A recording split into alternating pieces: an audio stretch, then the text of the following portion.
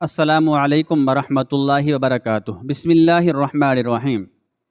دوسرے دن محمود سردار تبریز سے ملا اور کسی تمہید کے بغیر کہنے لگا، یہ میری خواہش ہے کہ تم اسد شیرازی کا مکان میرے ہاتھ فروخت کر دو۔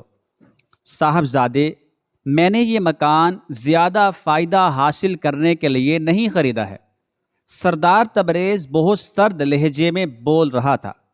اسے مقدمے کی کارروائی کے دوران ہی اندازہ ہو گیا تھا کہ محمود اسد شیرازی کی بیٹی نگار خانم میں غیر معمولی دلچسپی لے رہا ہے۔ محمود کو سردار تبریز کا یہ انداز گفتگو پسند نہیں آیا تھا۔ تم مجھے پہچانتے ہو؟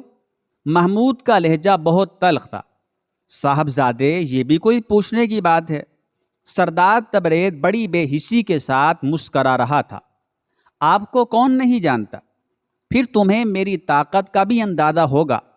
محمود حاکمانہ لہجے میں بول رہا تھا۔ میں تم سے یہ مکان چھین بھی سکتا ہوں، اور اس طرح کہ یہاں تمہاری فریاد سننے والا بھی کوئی نہیں ہوگا۔ بے شک آپ ایسا کر سکتے ہیں۔ سردار تبریز کی مسکراہٹ بدستور باقی تھی۔ مگر میں آخری سانس تک جاگیر سے دستبردار نہیں ہوں گا۔ میں تمہیں بہت جلد دیکھوں گا سردار تبریز۔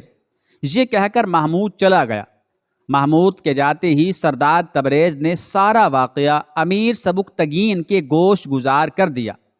سبکتگین بہت دیر تک سکتے کے عالم میں بیٹھا رہا۔ وہ سوچ بھی نہیں سکتا تھا کہ نگار خانم کے سلسلے میں محمود اس حد تک پہنچ جائے گا۔ سردار تبریز نے بڑی عیاری سے سبکتگین کے اعصاب پر ایک اور ضرب لگائی۔ گھر کی خبر لیجیے امیر، آپ کے جاہو جلال کی فلک بوش عمارت میں بہت گہرا شگاف پڑ گیا ہے۔ غزنی کے تابناک مستقبل پر ایک لڑکی نے شب خون مار دیا ہے۔ تم نے ٹھیک کہا تبریز۔ سبکتگین کے ہونٹوں کو آہستہ آہستہ جنبش ہوئی۔ ہم تمہارے شکر گزار ہیں کہ تم نے بر وقت ہمیں ایک خوفناک طوفان کی آمد کی اطلاع دے دی۔ پھر غزنی کے باشندوں نے سردار تبریز کے ملازموں کو اسد شیرازی کے مکان میں داخل ہوتے اور برقع پوش خاتون کو چھوٹی سی گٹھڑی اٹھائے ہوئے باہر نکلتے دیکھا۔ یہ برقع پوش خاتون نگار خانم تھی، جس کے ہاتھ میں استعمال کے چند کپڑے تھے۔ وہ تیز قدم اٹھاتی ہوئی اس مسجد کی طرف جا رہی تھی جہاں نظام شاہ مقیم تھے۔ سردار تبریز کے جاسوس مسلسل نگار خانم کا تعاقب کر رہے تھے، اور نگار خانم بہت تیز رفتاری کے ساتھ قدم اٹھا رہی تھی تاکہ وہ جلد از جلد نظام شاہ تک پہنچ جائے۔ اس دوران نگار خانم نے ایک جگہ رک کر راہگیروں سے اس مسجد کا پتہ پوچھا جہاں نظام شاہ قیام پذیر تھے۔ یہ مسجد نگار خانم کے مکان سے کئی میل کے فاصلے پر واقع تھی، مگر اس کی آہنی قدموں کے نیچے یہ فاصلہ کوئی اہمیت نہیں رکھتا تھا۔ وہ اپنے گرد و پیش سے بے نیاز مسجد کی جانب بڑھی جا رہی تھی۔ سردار تبریز کے جاسوسوں نے اپنے آقا کے حکم کے مطابق ایک مخصوص فاصلہ قائم کر رکھا تھا تاکہ نگار خانم کو اس تعاقب کا پتہ نہ چل سکے۔ دوسری طرف محمود سردار تبریز کے انکار سے مایوس ہونے کے بعد اور زیادہ پریشان نظر آ رہا تھا۔ جانتا تھا کہ نگار خانم جیسی خوددار لڑکی سردار تبریز کی اس بھیک کو قبول نہیں کرے گی، اور آج کسی بھی وقت وہ اپنا آبائی مکان چھوڑ کر کہیں چلی جائے گی۔ ایک خوبصورت اور تنہا لڑکی اجنبیوں کے شہر میں کہاں جا سکتی ہے؟ محمود نے بار بار اپنے آپ سے یہ سوال کیا، مگر اس کے پاس اس سوال کا کوئی جواب نہیں تھا۔ جب محمود کی ذہنی کشمکش حد سے زیادہ بڑھ گئی تو وہ قصر شاہی سے نکل کر اسد شیرازی کے مکان کی طرف روانہ ہو گیا۔ نگار خانم کے قیام کا مسئلہ حل کرنے کے لیے اس کے ذہن میں ایک ترکیب آئی تھی کہ صرف آج کے دن نگار خانم اپنے مکان میں ٹھہر جائے، پھر وہ امیر سبکتگین سے کہہ کر نگار خانم کو قصر شاہی میں منتقل کرا دے گا۔ اس خیال سے محمود کو کسی قدر سکون حاصل ہوا تھا، اور وہ تیز رفتاری کے ساتھ اسد شیرازی کے مکان کی طرف جا رہا تھا۔ مگر جب محمود وہاں پہنچا تو یہ دیکھ کر کچھ دیر کے لیے اس کے ہوش و حواس گم ہوئے۔ مکان پر سردار تبریز کے ملازمین قابض ہو چکے تھے، اور نگار خانم کہیں جا چکی تھی۔ تم لوگوں نے اسے یہاں سے نکال دیا؟ محمود نے چیخ کر کہا۔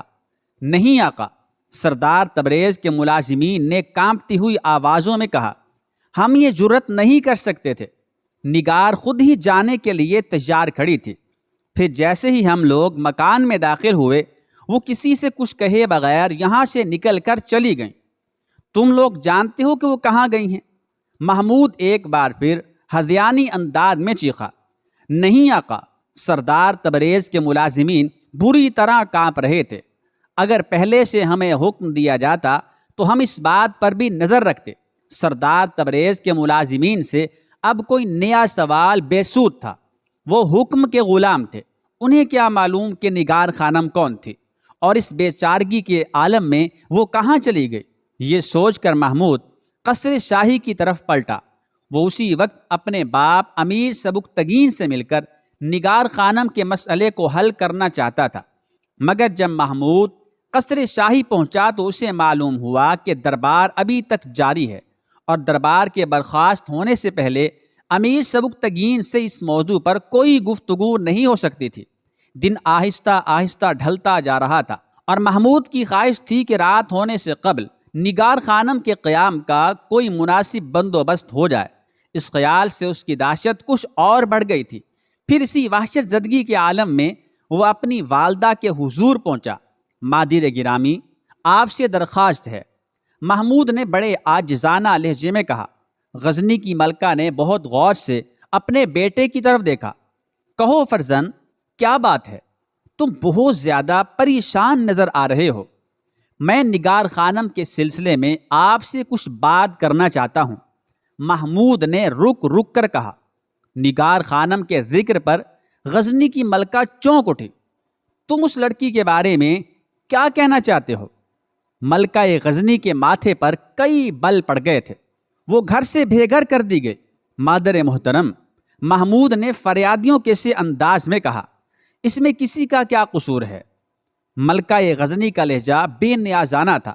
جب اسد شیرازی نے اپنا مکان سردار تبریز کے ہاتھوں فروخت کر دیا تو پھر نگار خانم کی ملکیت کہاں باقی رہ جاتی ہے؟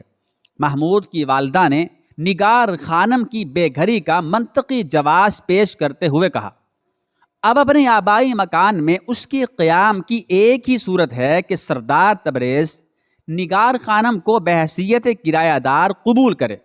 مادر گرامی، محمود نے تیز آواز میں کہا، آپ صورتحال سے پوری طرح باخبر نہیں۔ سردار تبریز بہت برا انسان ہے۔ اس نے نگار خانم کو اپنے مکان میں قیام کی پیشکش کی تھی، مگر اس کے ساتھ ہی اس نے ایک بے سہارا لڑکی سے اپنی بخشی ہوئی رعایت کا سود بھی طلب کیا تھا۔ خاموش ہو جاؤ محمود، ملکہ غزنی نے ڈانٹنے کے سے انداز میں کہا۔ میں سوچ بھی نہیں سکتی تھی کہ تم اپنی ماں کے روبرو اس قدر گستاخانہ لہجے میں گفتگو کرو گے۔ کیا تم نہیں جانتے کہ سردار تبریز تمہارے باپ کے گہرے اور قریبی دوست ہیں، اور پھر عمر کے لحاظ سے بھی وہ تمہارے لیے ایک بزرگ کا درجہ رکھتے ہیں؟ محمود نے گھبرا کر سر جھکا لیا۔ اس کے بعد کیا ہوا، نیکسٹ ایپیسوڈ انشاءاللہ آج 4 بجے اپلوڈ کر دیا جائے گا۔